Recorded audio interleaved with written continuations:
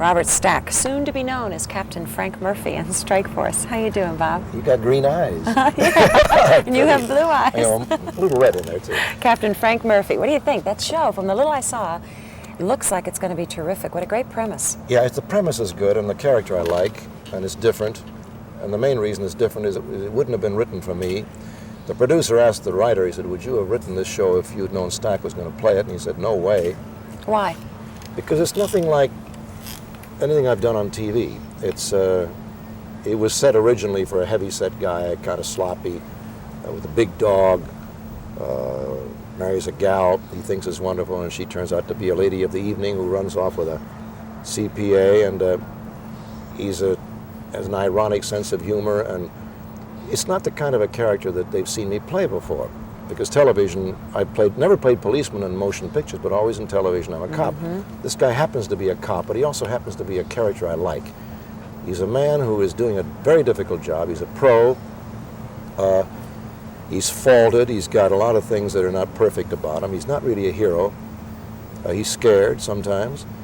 And at the end of the show, he has a scene with a little kid, and he has a tear in his eye. So it's a story of a man and a group of people in the elite group, which they call the Strike Force, doing a very difficult job at a most impossible time in LA's history. We have the highest homicide rate of any city in the country right now. And it's their human story within the framework of the job they have to do. And I think it can be a darn good series on a lot of levels. But of course, as you know, the writer's strike came along, and all I could do is hope and keep my fingers crossed. That's right. But what about it's not very true to life, is it? I mean, there are no police forces in the country that work that way. Are there? Atlanta has a strike force, and it's very much like the narcotics squad. And you see, they go underground. They got guys dressed up as bums in the park. They stake out liquor stores that have been knocked over. That goes on all the time. In fact, a lot of the cops are very adept at acting and performing. They dress up as women and go out there in the parks and stuff. They are adept at acting then. So, yeah. It looks like a good show. I want to talk to you about one thing. And talking to people in Boston before I came out here and asking, what would you ask Robert Stack? They all had one comment, and many of them you've worked with. They said that you have the most incredible, impeccable reputation in this community as a good man. I'm not showering you with that for any reason, except that truly, that's what I was told. How do you manage that in this business that can be so very ruthless? I was brought up, whether I'm a good man, I don't know, but I was brought up by a professional family. My grandfather had the first theater in Los Angeles, and they were heavy into opera. They were opera singers, and they were professionals, and you learn as a kid growing up with a professional family that there are certain rules that you adhere to.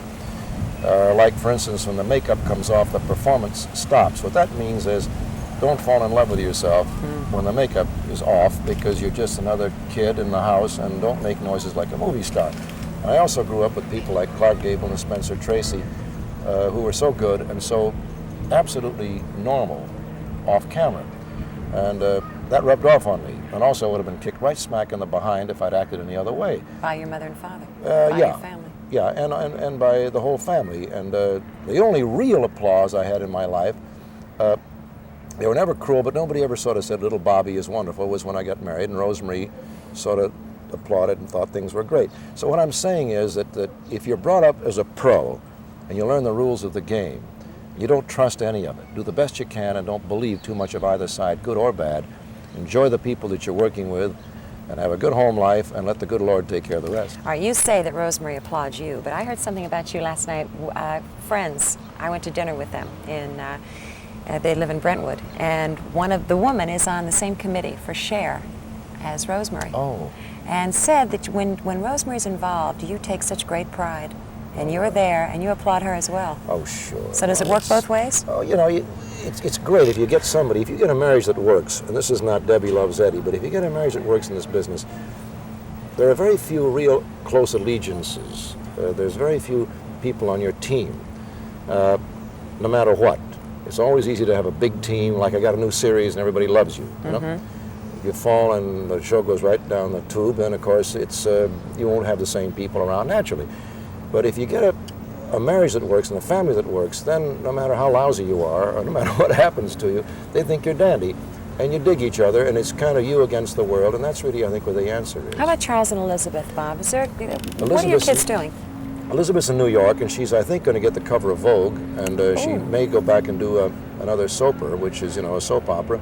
Charlie's at Cal Arts, and he's into video, and he won an award a short time ago as the best young director on public service television, so they each go their own way. I didn't push them into the business, believe me, but that's the choice they made. But it sounds as though you might have shared this business with them around the dinner table. I'm there for the problems. I said, like, there'll be no ODing, no jumping out of windows, no Hollywood actor's kid is going to get himself in deep trouble and take pills or whatever. If you've got problems, let me handle the problems. Just go out and live your life. So, everything is fine. I'm a very lucky man. Well, now I have a clue as to why the reputation holds. It's nice to meet Thank you, you. Bob. You're very sweet. Lots of luck with Strike Force, okay? You still got the prettiest green eyes. Thank you. Robert Stack. We'll be right back. You do. They really are green. Oh, thank you.